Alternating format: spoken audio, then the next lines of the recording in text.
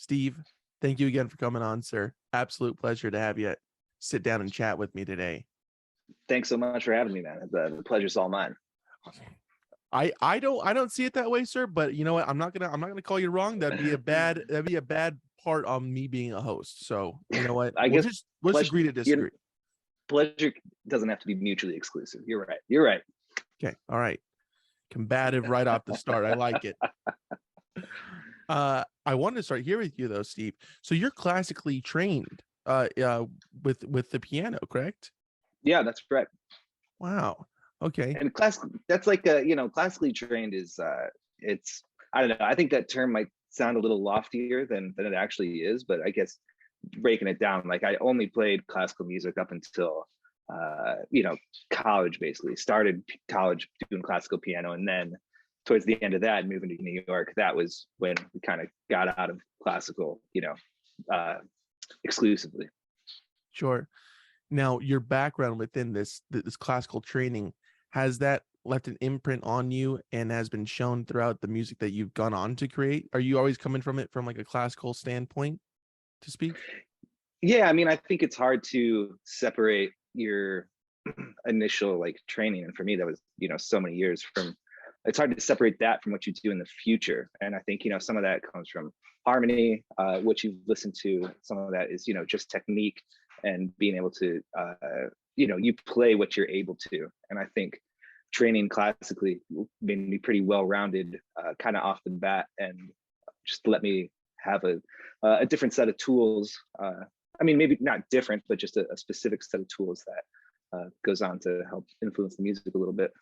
Sure. Now, what age were you when you originally picked up the instrument?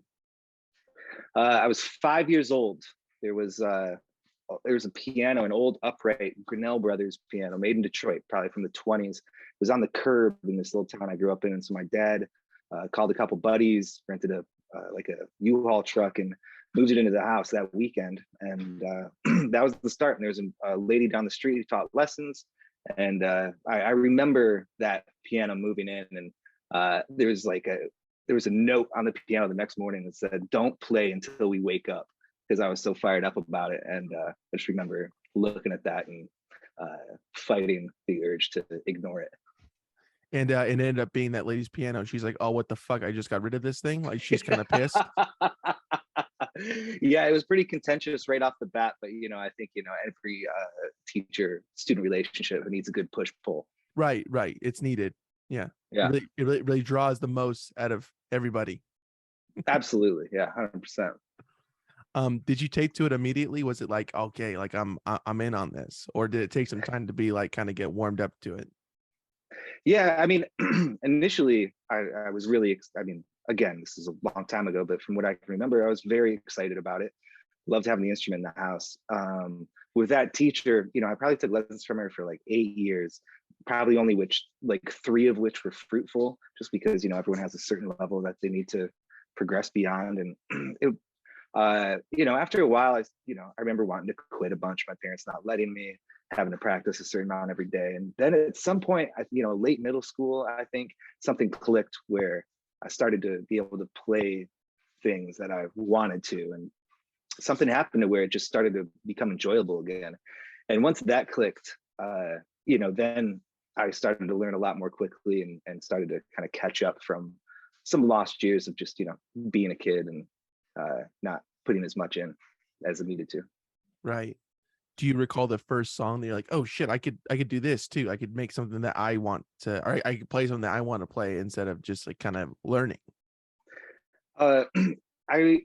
It was the Chopin preludes. It was the Raindrop Prelude that I remember. I went to a different teacher, and she said, you should be further along than this. Let's take a look at this." And we dug into that, and then it's such a beautiful piece, and I had that down, and I don't remember how long it took, probably a pretty long time, but it was fun and it was beautiful, and it felt like it was actually, creating music as opposed to just kind of like playing exercises out of books and little kind of bullshit, exercises. Right. And that was kind of your first teacher's way of getting back at you for making her play on the same set of keys that she was trying to get rid of that you initially brought in, right? Again, I think, yeah, that, that contention was kind of, it's what held me. It's like a slingshot, it held me back for so long that I actually was able to propel so much farther because of it. So I owe it all to her. Yeah, thank you. Whatever her name was, we're not gonna. I mean, because she doesn't listen, so we don't need to, blow up her spot. But yeah, thank you. You don't know, man. You don't know. What made you want to keep on progressing through it, even past learning that Chopin song? What made you want to keep on going throughout your college years and then to where you are now? Yeah, throughout, after that thing clicked, it started to be fun. And you can start, I was listening to different pieces and looking at the rest of the preludes and the nocturnes, the Chopin nocturnes, and wanted to learn them. And a bunch of Bach that I really loved playing. I still love playing that and learning that. And so that took me all through high school, and then I started college doing a piano performance degree. Did that for like a year and a half, and then I kind of switched over to just a bit like a basic communications degree, because I realized the piano performance degree, it doesn't really do much for you. I mean, nothing really does much for you, but I didn't feel like paying for that anymore. Right. There becomes a time like, do I need to be spending money on this? And that comes through everybody's life, even musicians or non-musicians. You're like, I don't need to keep on doing this. Yeah, Totally. but that still didn't take you out from wanting to play. No, not at all. So when I went to Eastern Michigan University, and they didn't have a jazz program there. I'd never really played much jazz, but I liked listening to jazz. And so, but there was a jazz combo, and there was a adjunct teacher there, who I became really friendly with. He became kind of a mentor, and tried out for like the jazz combo, got in because it wasn't very competitive, thankfully, and started playing that. Really loved the learning process behind that. It's a whole new set of I don't know, things to kind of dig into, a whole new set of theory. And from there kind of progressed, and that's when I dropped the classical. I started going head first into like learning jazz and voicings, listening more to that music, playing a lot of Hammond organ, and like walking bass lines, that sort of thing. And so I still have all that classical music that I still like to play and practice and learn, but I just started focusing on something different. That took me up to kind of moving to New York. Good deal. Now, are you from Michigan originally, or did you? Okay. Yeah, I'm from Southeast Michigan, a little town called Milan. It's spelled like Milan. It's pronounced Milan. It's like it's right next to Ypsilanti, where Eastern Michigan is, and so it was just a short little drive for me. Now, let me ask you this: were you staying at the dorms at that university, or were you heading back home every day? Okay, good. Staying. Yeah, I was not. I was ready to get out of the house, regardless of how close it was. Yeah. You need a little bit of distance. A little bit of freedom, man. 17, ready to hit the road, even if that's a very short road. Still, but yeah, exactly. Yeah, great strides within that short road. Yeah. The march of a million miles begins with one step. Bingo. And your roommate wasn't too fond of you bringing your whole set within the dorm, right? That was avoiding a contention between you two. It was the same 1920s Grinnell Brothers piano, the big upright. So we had to move his bed on top of it, but he was friendly about it. Okay, cool. Maybe play him to sleep a little bit. Just be nice about it. I learned a lot of lullabies. Yeah. Oh, good. Yeah. Jazz him up a little bit. Yeah. Okay. Very nice. Absolutely. So did you get in what was the university name again? Eastern Michigan University. Eastern Michigan University. Now, what did you graduate with? What was the degree in? It was called Electronic Media and Film. It was basically a communications degree, but I was working at I did the student radio. I kind of was focusing on radio. So I worked at the student radio station. I worked at the the NPR affiliate that was on campus that was mostly jazz. And then, did some stuff with the TV program, but I don't know if getting a degree in radio was that much smarter of a move than getting a degree in piano performance, but I enjoyed it. It was kind of a nice marriage of interests. How do you feel when you're playing piano? I mean, it depends on the scenario, you know, sitting at home and sitting in front of the piano is a different experience than you know, like being on stage with like the Indications and sitting there and playing the Wurlitzer. And I would say like baseline for me though, it's very meditative, like sitting down at the piano and just trying to let go of whatever thoughts are bringing me down, or trying to dig into those thoughts deeper and trying to express it musically. At least lets you stop thinking about exactly, you know, it stops the thoughts from kind of spiraling out of control. So piano has always been a very meditative thing for me. Playing music has always been very meditative, and piano, I guess, probably just because it's what I've learned and pretty much the only thing I know how to play. That's kind of what that means to me.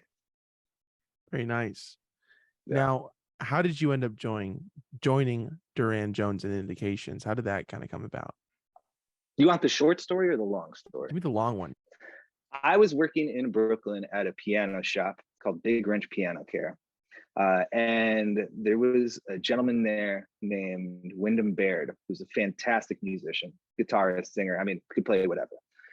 And we were both working there. It was a short little time that he worked there. And I hadn't been really playing music that much for the past couple of years. It's just, you know, life gets in the way. And he was like, yeah, I've got this gig. I play every Friday night at this spot called the Jalopy, which is in Red Hook, Brooklyn. Really cool spot. And he said, you should come by and check it out sometime. We don't have like a regular keys player, piano player. And I was like, sure. So I went down one night on a Friday night and just sat and watched the band. And it was awesome. You know, all covers really, you know, but anything from like Dylan, the band, Stevie Wonder, you know, a good mix of like soul and folk and Americana and R&B and that kind of thing. The drummer in that band was Aaron Fraser. And so I think maybe like a couple of weeks later, I was like, yeah, dude, I'm totally down to like sit in if you're down. So he sent me a list, like a playlist and a list of repertoire, and spent some time learning it. And went and was nervous as hell. And just, I mean, any gig, any first new gig with new music, but especially then when I hadn't really been playing, I was super nervous, and did the gig, and then kept on going back every Friday night and started ingratiating myself with that scene and those people, and really becoming friends with so many of those folks in that whole jalopy scene. And so, like I said, Aaron was the drummer, and he would sing too. And it was in that was probably in 2015. I probably started with them, and then in 2017, after the Indications had re-released their debut album on Coal Mine, they were hitting the road and doing some tours, and Aaron asked if I would join up to do those tours. Like, hell yeah, I mean, absolutely, it's a no-brainer. I mean, I love the music, and was had done a little bit of touring in the past, but was really excited to do that with him and with the music. I mean, it was just so good and so much fun. And so I joined up in middle of 2017 and been doing it ever since. That's a good deal. Were you aware of Durand Jones and Indications music before meeting Aaron? Not before meeting Aaron. No, I only had heard about it once I met Aaron and he showed me what was going on. And you said, like, when you joined that band that he was in and playing percussion and singing, that you're a little bit nervous about getting up there and joining the band with them at that level.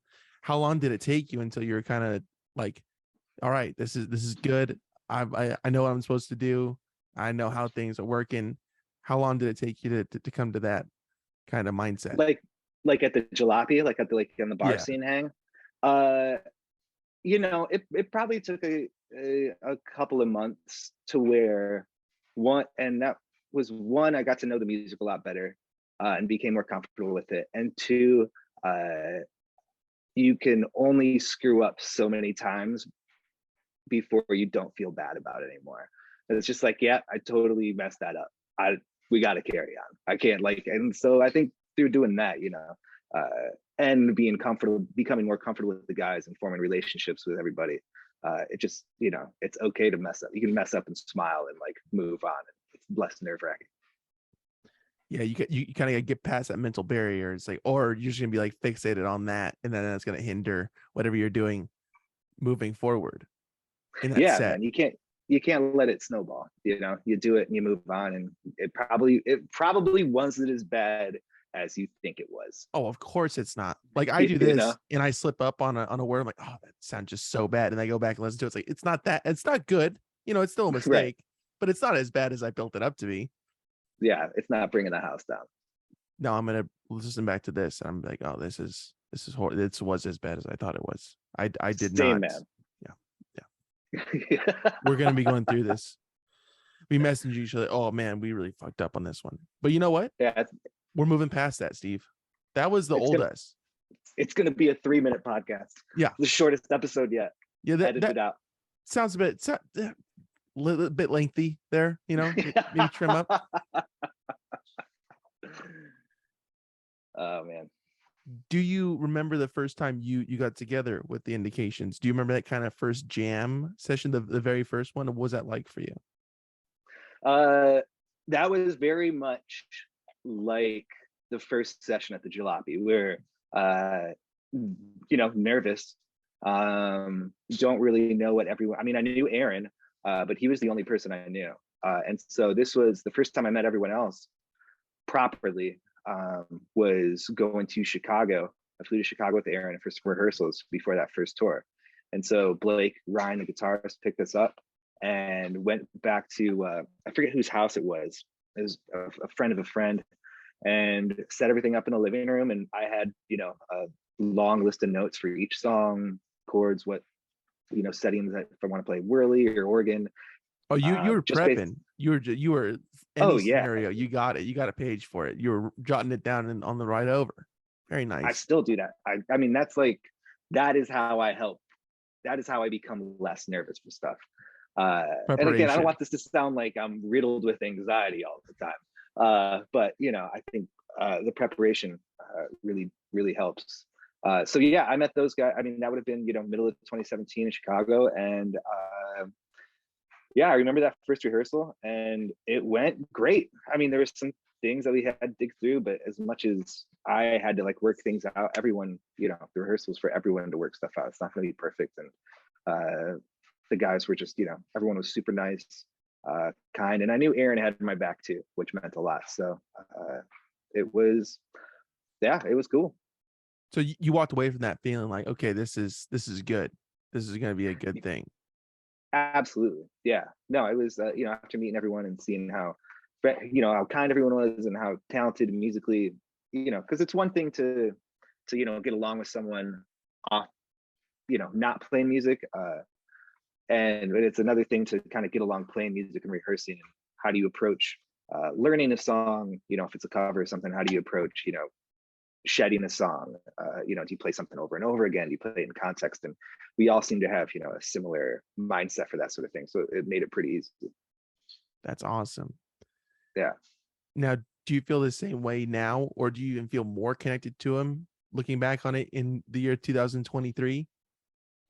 Oh, I mean, more so. It only grew, I mean, your relationship blossoms over 5 years into a completely different place, obviously. And we've been through a lot of shit together, so yeah, you definitely, and you learn more about, the kind of music people like, outside of the band, and you connect on that. And so yeah, no, it's it's very familial now, to where to the point where for this record coming out, we had Aaron and Mike, who played with the Indications for a year, to do that, just because it was so comfortable and we could communicate wordlessly. What was the first show like? Do you recall the first time playing these songs live that you guys are rehearsing then? I do not remember. Nope. I wish I did. I wish I had a better answer for you, but I do not remember what the first show was. I have to assume maybe it was in Chicago, or we were leaving from Chicago to go do it. But no, I've got no idea what it was like. I mean, I remember what a handful of the shows were like on that first tour, and learning what it was to be. I mean, and I had done, again, some tours and shows before, but I had never felt so kind of like invested in this music that wasn't even mine. I just enjoyed it so much. And so, you're playing to, you know, 10, 50, 100 people, a couple hundred people, depending on where we were at.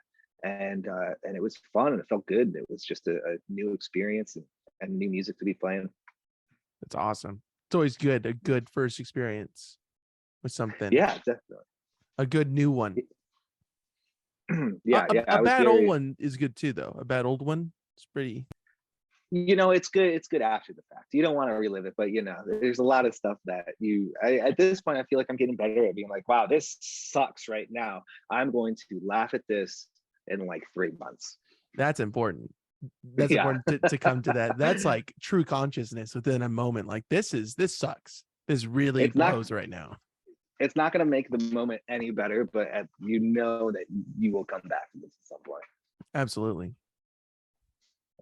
And I mean, you could take that. You could take that away from any life scenario. At the DMV, that always sucks. Absolutely. Get a funny story out of it. AAA. Yeah. Yeah. I mean, there's no end. There's no end to shitty situations. Yeah, I was there the other day. I was in it. I was like, oh, this is interesting.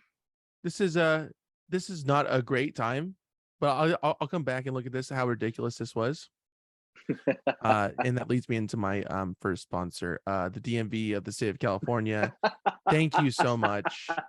DMV and AAA, big supporters of this podcast. Use the promo code the Vineyard to skip somebody in line. So if you just mention it there, yeah, pretty good. So everybody's good to see the DMV's got their marketing budget back. Yeah. Mm-hmm. I mean, to get on this show, I'm not going to tell you what it costs, but it's not as low as you think it would be. Yeah, I gouged them for it. No, yeah, but again, that is promo code the Vineyard for skipping somebody in line. It's pretty good. How soon after joining the Indications did you begin to play with Aaron Frazier and his solo project? I recorded on the 45 that he had of this Flying Stars of Brooklyn, on the B side of My God, It's a Telephone, the song Live On. I played organ on that, and we were always playing together in sound checks and rehearsals and stuff, just playing little stuff together. So we connected on that, and then but for his solo project, aside from the Flying Stars, I didn't have anything to do with the writing or the playing on that. And it was after he released the album. I forget when that was. Was it 2020? Yeah, I think it just turned 2. Yeah, or 3 perhaps. Yeah, something like that. We'll say 2020. Aaron, we're sorry if we got it misconstrued. Apologize. So but he asked if I would join up for the live band for that, and obviously I said, yeah, that was an easy answer. If you hadn't picked up the piano ever, what do you think the secondary choice for an instrument would be now? Probably drums. I think drums. I get a lot of joy out of just like playing and trying to practice little practice beats and stuff. I'm not good at it, but I like doing it a lot. And I feel like I would get the same sort of meditative aspect out of that. That's probably the true answer, but I wish I could play something like the saxophone. Like I've never played a single line like melody instrument. I have no idea what that's like to just play one note at a time. And I think it would be such a different workout for your brain. So I would like to say I would do that, but in all actuality, it'd probably be something like the drums. Gotcha. Now, if it was up against saxophone or trumpet, what do you think you'd be leaning towards more to learn? Saxophone, 10 out of 10. Saxophone. Wow. Okay. Yeah. No love for the trumpet. I understand. Steve, you already spoke on this. You know what? I mean, Miles Davis is pissed. That's fine. All right. Dang, he listens too. That's awesome. Man. That's a good get. Yeah. Be amazing if he did. Anyways, yeah, but you just don't like the trumpet, and you don't appreciate it as an instrument. Got it. Yeah, print that. Yeah. No, I love the sound of the trumpet, but I don't have any desire to learn something like that. Okay. Can't explain it. The heart wants what the heart wants. Fair enough. Fair enough. And I appreciate the honest answer. I do, Steve. Thank you. Do what I Appreciate it, can. sir. The song that you collaborated with Pale J on, entitled "By the Lake," came out about a month ago, right? That's right. How was working with him on that song? It was fantastic. I mean, truthfully, the concept of doing it stemmed from the fact that we had both signed to Coal Mine, and we thought it'd be a good way to kind of introduce both of us at the same time with something that we'd worked on together. So Terry Cole at Coal Mine, the owner there, he got in touch with Pale J to see if he was interested, and he basically sent Pale J my album, the trio album, and Pale J took the first track off of that, Runner Up, and kind of chopped that up and produced that into what eventually became By the Lake, which is, I can't say enough good stuff about it. I love it. I love what he did to it. It's beautiful melody, beautiful vocals, and yeah, so it was great. You know, it was great to work with him on that, and we had the chance when the Indications were in Europe last year in 2020. We were in Barcelona, and he had happened to be there.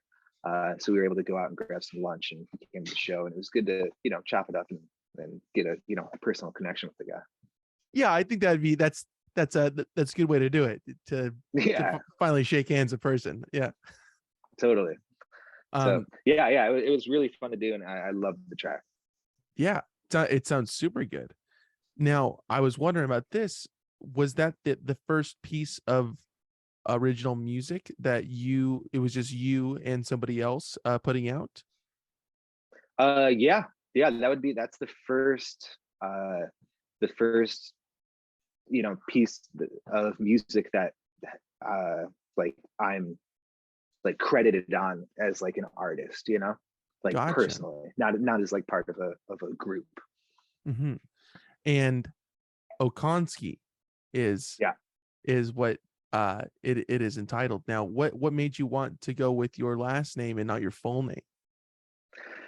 because I felt like doing something like this Steve Okonski trio would be like a little too cliche on the nose, like jazz, like combo. Um, Okonski feels more gray, to where, you know, it's a unique word. If you're coming at it without knowing what it is, it could be a noun, it could be a name. I wanted to stay, I mean, at least that's how I feel about it. I wanted to just stay kind of ambiguous, and doing something, like I said, like the Steve Okonski group or some combination of project that is, and no hate on the people who do something like that. It's just not what I wanted to do. And, you know, and You I want to do figured something a little it's, bit different? Yeah. yeah. So that's how that came about. Yeah, I like it. It stands out. It's like, whoa. Cool. Yeah. Right on. Great feedback. Happy to hear that. Yeah, happy to tell it. Happy to give you my thoughts on it. I know that it was weighing over you heavily, like, oh, what does Jacob think about it? I love it. 10 out of 10. Absolutely. It means a lot. Thank you. You got it. Um, when did you feel it was time to start releasing some of your own music and kind of getting your name out there? It's something I had always wanted to do. You know, I was always kind of writing and playing for myself. Like, and a lot of that too, you know, just comes back to like having it be like a therapeutic thing to just sit at the piano. And so I had a whole gang of songs that I liked playing, and I thought, let's try to give it a shot and see what's going on. So it's always been a goal of mine to have a project under my name that was music that I was directing, I guess.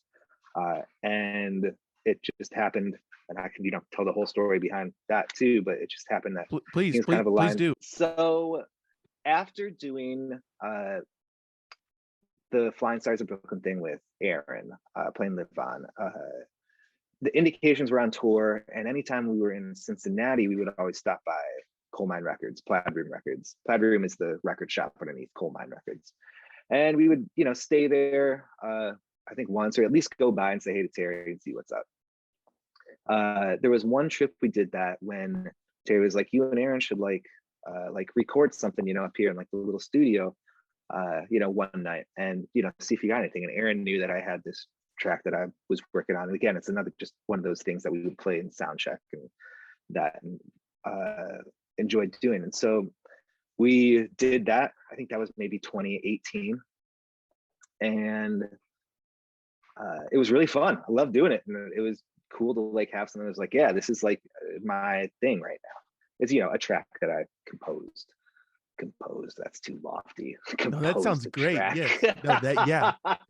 I sat down and started delving into it, and I ended up composing this. Start traversing the landscape. I love it.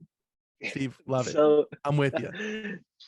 And after that, Terry knew I was super into jazz because I would always look at the records at the shop, and we were talking. He was like, "Yo, we should do something. Like, would you be interested in trying to cut like a jazz record and have Coal Mine, be a part of that?" And we talked about it a lot and what we liked and what we didn't like and what we would want to see. And we were trying to give the same sonic space to a jazz record that a lot of the records on Coal Mine have, that kind of, the throwback soul, kind of gritty, like not super clean, something that just feels a lot more natural and almost, underproduced. And so I had another gang of songs that I composed and brought to Coal Mine in November 2020. So Aaron and I and Mike, who was the bass player for the Indications at the time, who ended up being a great pal, we went to Coal Mine and we cut those. We did 5 days there, and then and those are really like beat oriented, very thought out, like kind of like instrumental cinematic soul stuff a little bit. It's also that's too kind of a word for that's very generous definition of what that was. I just don't know what to call it. I like it. The last night of that, we kind of run out of juice, and Terry turned off the lights. It was night, and he's like, "Guys, I'm gonna run tape and just play." And so we did that, and that is what ended up being the last track on this album, called Sunday. And we talked afterwards and listened to everything. We liked it all, but it was that last track that we were like, "This is the stuff. Like this is the gem of the session. We should do another recording session where we're just playing, where we're just kind of like, maybe we have like a motif or something, but we're just playing off the cuff and we're listening and playing off of each other, and let's see what happens." And so we went back in 2020, in I think June or July of 2021, and we did a week of sessions like that where we would just play. And that's where the rest of the tracks on this album ended up coming from. Wow. So, I wanted to, it wasn't like I had all these ideas. I mean, I guess initially it was like, I've got all these ideas that I'd love to do for an album. But, we pivoted because we ended up having something special and different that was kind of unanticipated. How much of a departure was that from what you normally do with like kind of really orienting yourself like truly within the music that you're playing with, whether it be the Indications or Aaron's music for him, that you're like, all right, I have all this listed out and I'm good to go either way, whatever way this works, I'm prepared for it? Was that like a huge taking another leap of being like, I know what I want to do and we'll just see how it goes? It was a huge departure from what I would do playing with any band up to that point. Huge departure. But it was, I realized well after the fact that that's what I do that's what I've done since I was a kid, and I was like just home alone, just sit down at the piano and play and not think about what chord is going to come next, and just try to play something that sounds good and feels good, or just kind of release. And so it was a departure from the regular playing, but it felt very natural and innate, what ended up being those sessions. Wow. Now, the first single that was released from this album was Dark Moon. That's right. And what kind of made you want to release that one? Like as like a precursor, like, hey, this is what this album's about. Like what made that song stand out to you in that way? to me, it's an exciting track. Like I love the break in there where it's just bass and drums for a little bit. I think it hits super hard. Um, Definitely. Yeah. It changes the pace a bit. and I think that track, it really kind of it encapsulates a lot of the record, in that there's just this tension and release that's happening kind of cyclically. Like Dark Moon is kind of like two sections, one big build up until that break, then it comes all the way back down, and then another big build up until like the very end that doesn't really have a resolution. And it was a fun track. I like listening to it, and I thought other people would like listening to it too. And it's a good I think it's a good intro to the album. With, there's some tracks that are a little slower, a little more meditative, a little more introspective, but I didn't want to get people that relaxed right off the bat. Good deal. Where did the title come from? Dark Moon.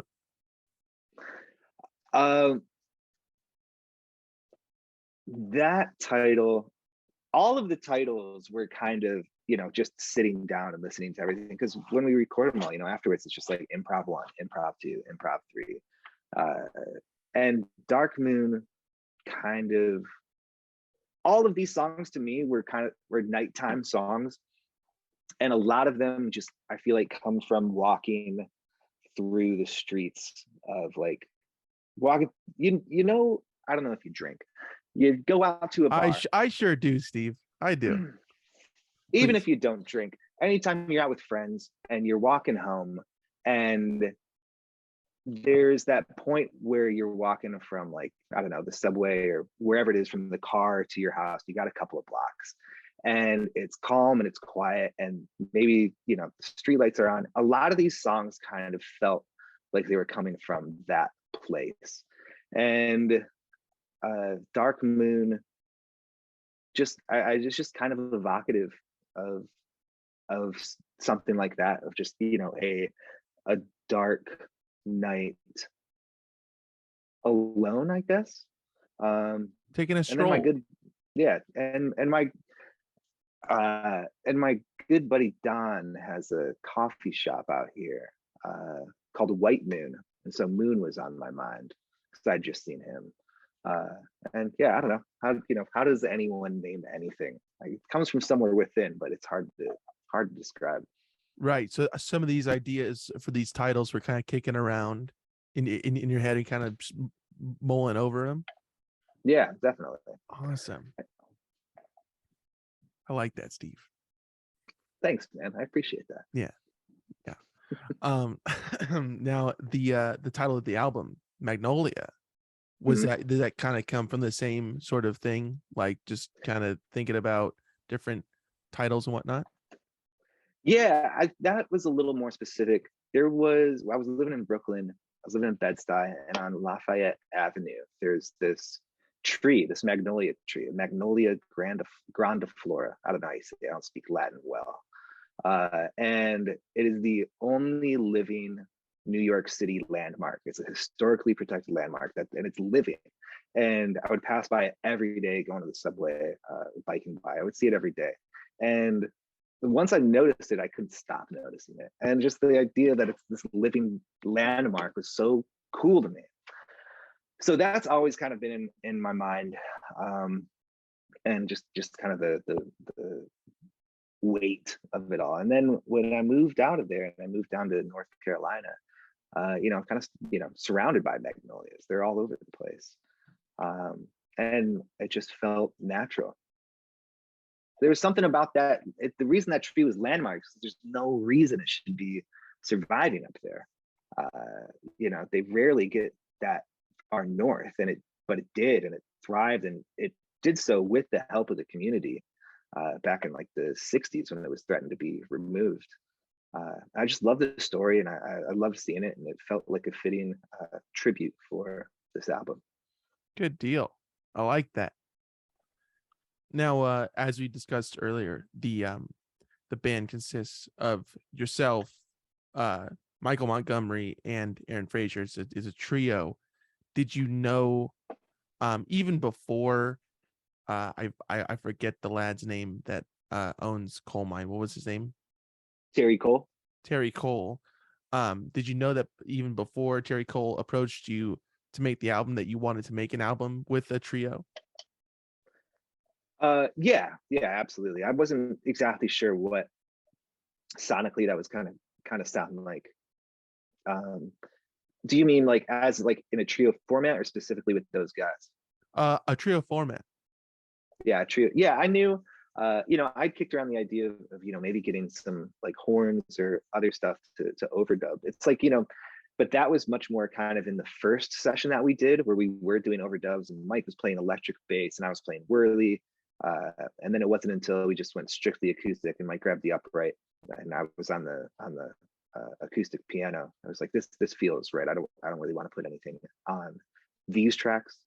Not to say that I won't in the future, because I could see making something a little different. But I think the sparsity of these songs really lifts it up. And I think the more people you add to it, playing it in this kind of spontaneous way, the more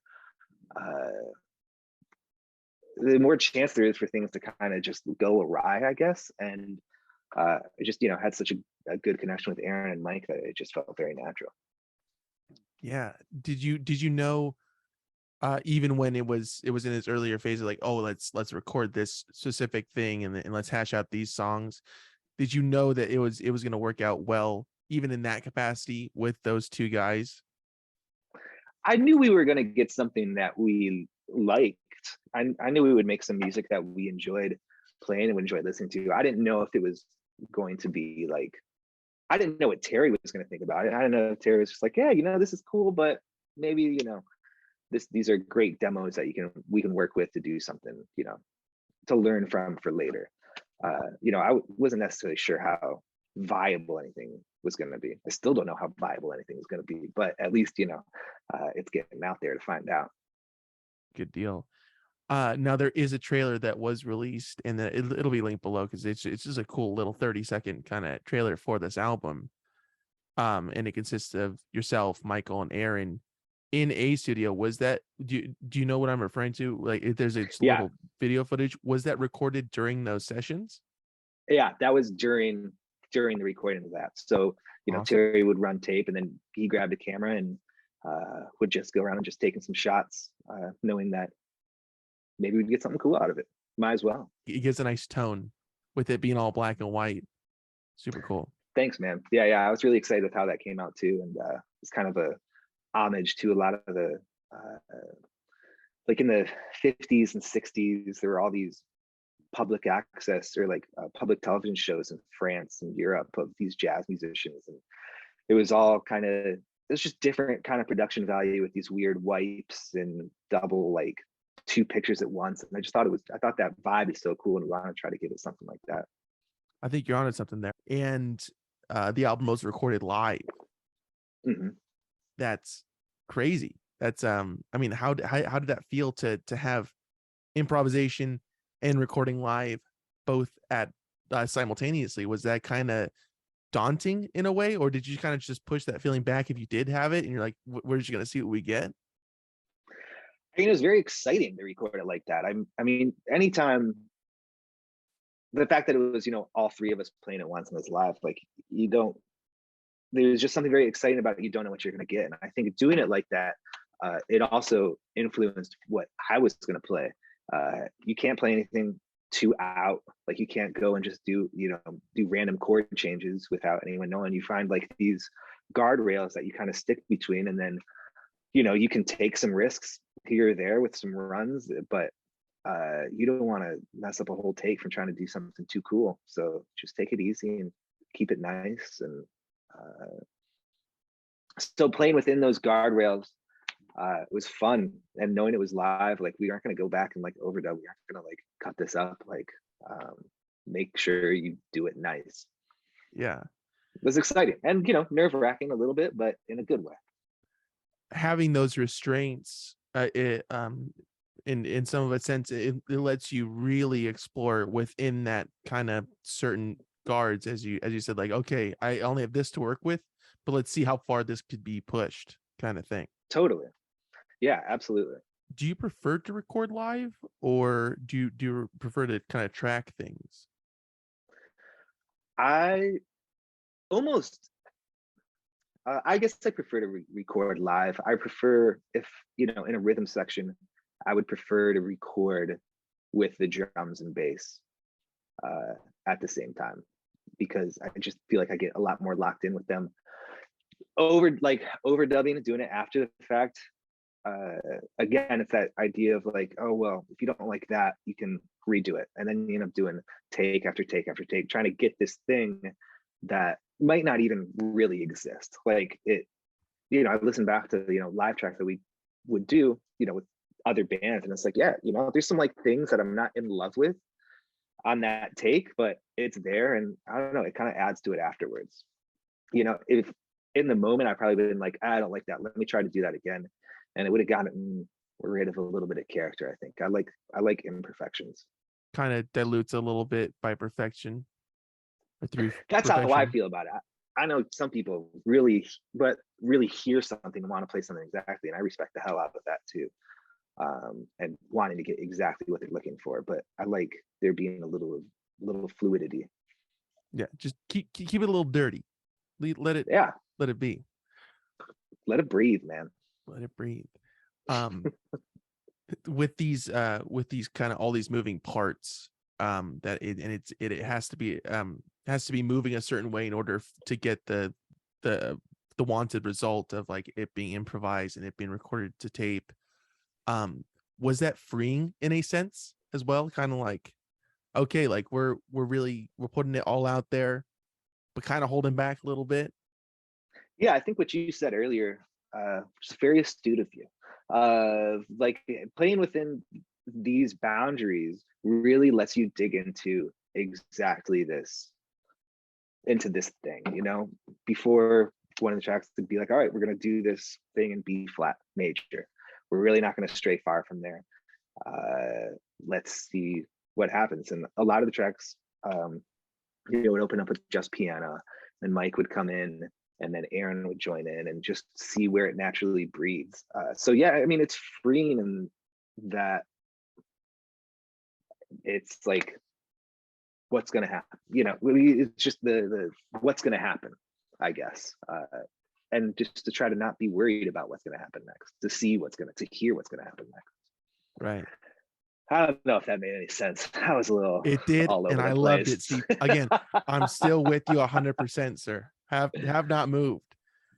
um now regarding this kind of, speaking of feelings and whatnot and how it sounds and how you feel it sounds, how important is the feeling or the vibe within an atmosphere of music for you? And I think it's huge. I think, there's I don't think we would have done, I know we wouldn't have made the same record if we tried to do that same sort of thing that was if we didn't do it at Coal Mine. The fact that we're doing it there, that it's just us and Terry running it, staying nearby, pretty much have it any hour we want. I think, I don't know for sure, but it certainly feels like that level was an old apartment, and so we're basically in the kitchen living room of this apartment, with the control rooms around the corner, and what was probably a bedroom, and we just got these mics set up, and it's all very familial. And I think if it wasn't as comfortable and familial, then it would have been a much different album. So every studio, every rehearsal space has a vibe, and I think it really does contribute to the creative process. Right. That's, again, I feel like I know people who come into a session and they know exactly what they want, and that doesn't matter as much to them. But I think I get a lot more from the environment.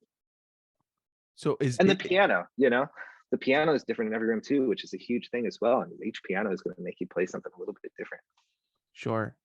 Yeah, if you're behind not your own, or something that you're not playing all the time, you don't quite know exactly what it's gonna sound like, or it might sound a little bit different, which is good. Yeah, yeah, it's cool. So I think, and that piano there was, it's certainly got a vibe, and it was fun to play and kind of figure out what how to make it best sing, again, that's far too lofty, but I love it. I love the loftiness. That's what this yeah, episode is about. Just loftiness. loft, we're up there, baby. That's it. Just hanging. Um, was that an ideal atmosphere for you to record that album though? Yeah, 100%. It was just so comfortable, man. And that recording, these recordings came out of of a place of vulnerability, I think, and comfort. And if we were somewhere paying by the hour, that sort of thing, and like weren't with Terry, who we were so comfortable with, again, it would have been a much different scenario. But just being able to have the freedom and have someone behind it being like, let's use all of these tapes, let's just see what you got, like it doesn't matter, it's all good. So it's a lot of trust too. Good deal. Now, how long in total did it take to get this record down and recorded? I believe so. We the last track of the album, Sunday, we did that at the end of the first session in 2020, and then the following session, I think it was 4 or 5 days. Yeah, I think 5 days.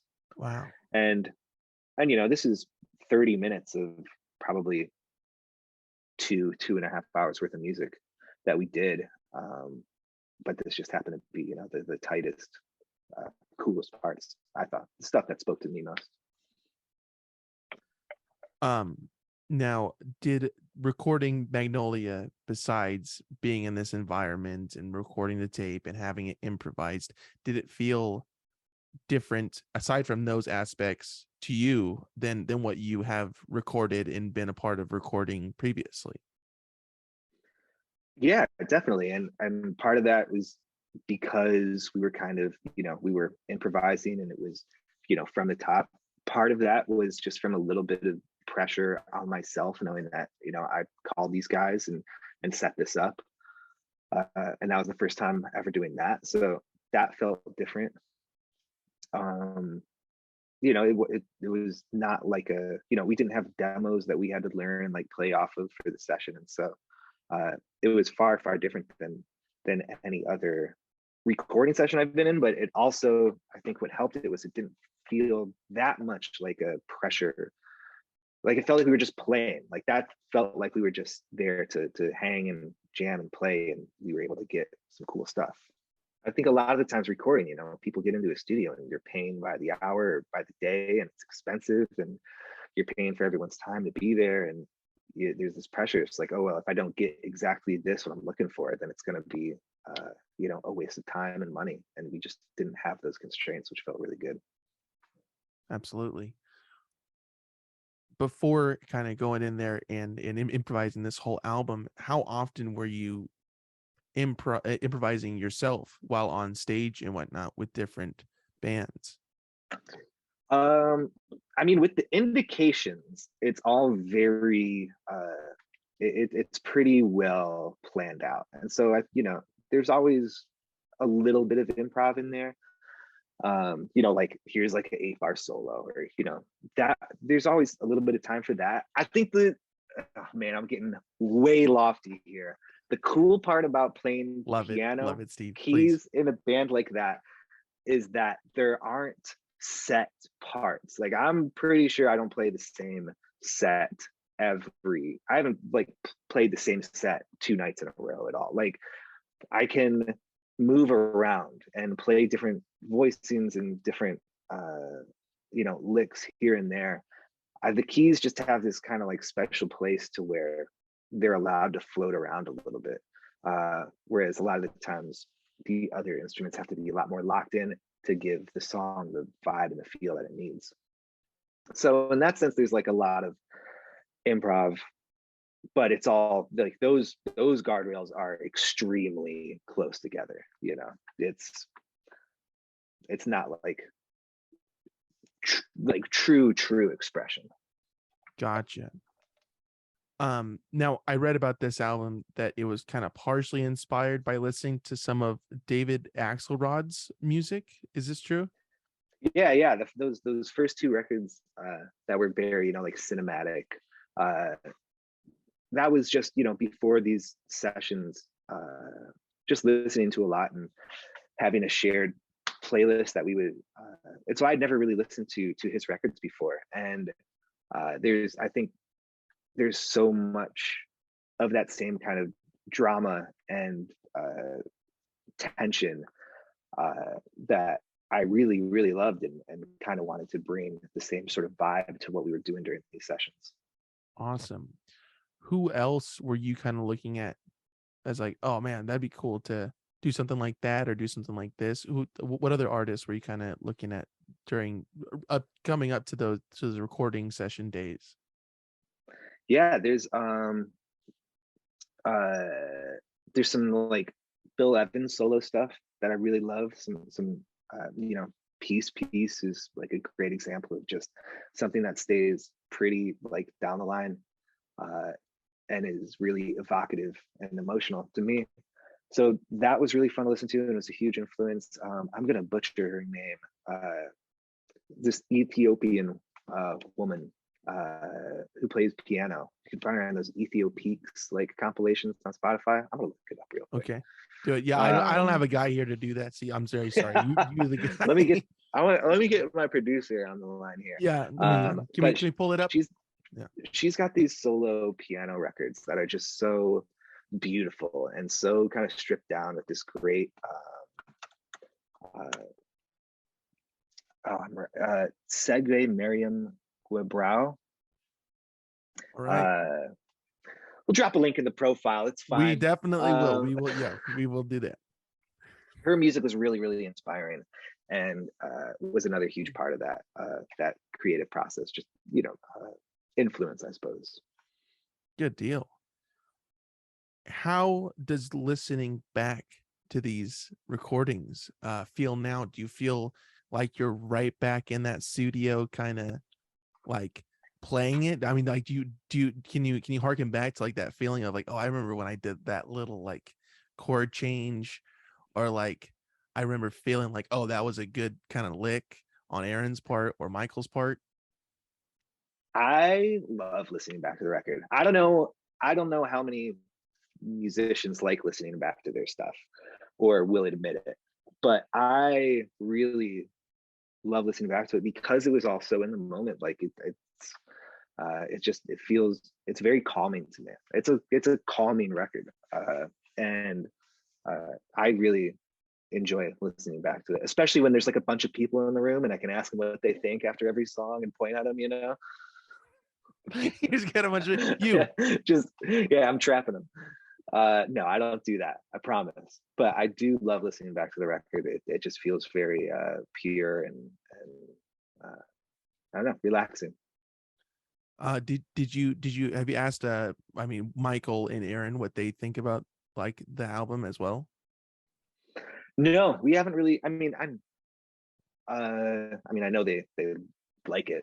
I don't know how, but we haven't like had a discussion. I haven't seen them in a little bit, so we're getting together this week to kind of figure out what a live set looks like for this album, and feel what it's like to try to go back and play some of these songs that were spontaneous to begin with, which should be fun. But no, we haven't really dug in on what. I don't know how they feel about it. And you will find that soon, and then you will get that recorded, and you'll send it over to me. So we'll just put it in right now, like that private kind of conversation within the band. That'll be the man on the street segment. Yeah.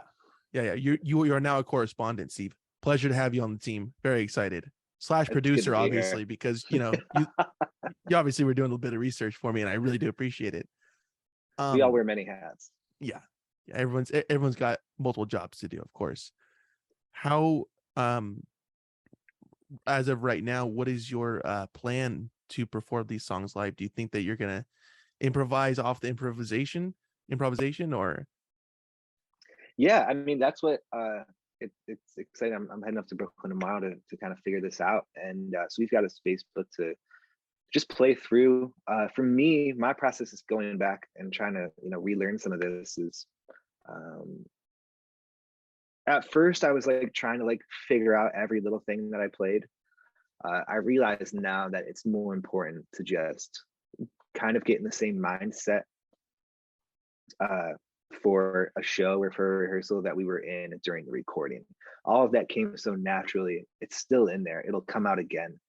Probably in a slightly different way. And it's not about the exact licks here and there, the exact ideas, but just the general vibe of it. And if we kind of trust in that, then I think it's going to be fine. So, there's no shows booked or anything, but I would love to play some of this live, which is why we're going to figure out what a set looks like and try to get some stuff to be able to pitch. Oh man, that's awesome. What is your favorite track off of this album? I'd say my favorite track is Walking to a Home, which is another kind of like Dark Moon, like starts really slow with a really big ramp up of I don't know, emotion to me, and then it's kind of sucked all the way back down to nothing, just a very calm kind of cathartic kind of feeling. I love listening to that. I love playing it. It's that's probably my favorite, but they all have different things that I like about them. Sure, absolutely. Steve, it's been an absolute pleasure having you on here. I'm very excited for the new album, which is out right now. So you can go ahead and go check that out right after you're done with this. And again, the album's name is Magnolia. It's out now through Coal Mine Records. You can get it wherever you stream your music. That's where it is today. It's awesome. Now, between you and me and the viewers, this is recorded a little bit before, but it just so happened that this is coming out on February 26th, right? February 24th. I knew that. The 4th, of course. I was testing you today. And you can go to coalminerecords.com and buy this album. That'll be linked below as well. And you can also find Durand Jones The Indications music on all streaming platforms and through Coal Mine Records as well. And Aaron Fraser's music on all streaming platforms and Easy Eye Sound and Coal Mine Records, I believe. That album introducing, which is fantastic. I don't know how you feel about it, Steve, but I really like it a lot. So I love that album. It's so much fun to hear. Had to one up me. I said I really like it a lot, and then you had to go with love. Okay. I like it slightly more than you. I think that's fair to say. Aaron, I'm sorry. He won up me, okay? All right. Well, it's been an honor being on here, man. Thanks so much for the invite, and it's been great chopping it up with you. Thank you, sir. Now, do we have anything else to promote music-wise aside from the new album? That's all we got going on right now. But that's definitely enough. Yeah, we'll see what happens in the future. Awesome. Magnolia out now. Go check it out. Steve, you're the man. I'll talk to you in a minute. Thank you so much, sir. All right. Take care. Thanks.